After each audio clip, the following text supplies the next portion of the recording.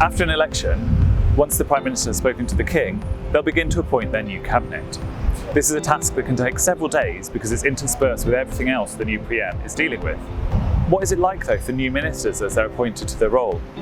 And what are the responsibilities they'll start dealing with on their first few days? The first stage of the process, at least for incoming members of the Cabinet, is a meeting here in Downing Street.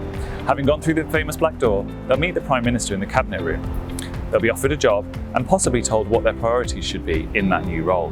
After a change in government, ministers might take on a role they were shadowing in opposition, but they might also be given a new role. And junior ministers might not meet the Prime Minister at all. They might speak to them on the phone, or they might have a conversation with the PM's Chief of Staff or the Cabinet Secretary, where they'll be offered the role. After they've spoken to the Prime Minister, the new minister will have a conversation with the Propriety and Ethics team in the Cabinet Office. This team introduces them to the ministerial code and explains the other rules that now apply to them as a minister.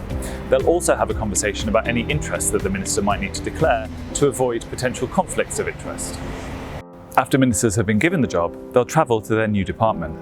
Often they go in a government car, and depending on the role, they might have new personal protection officers.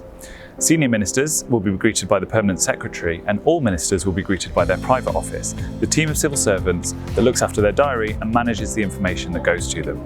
The ministerial job begins straight away. Civil servants will have prepared a briefing pack with key information for the minister, and there might be meetings with civil servants or external groups in the diary already.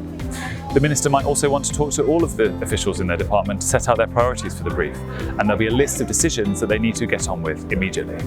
The Secretary of State will find out who the junior ministers appointed to their department are and decide how to assign responsibilities to them unless the Prime Minister has already made that decision.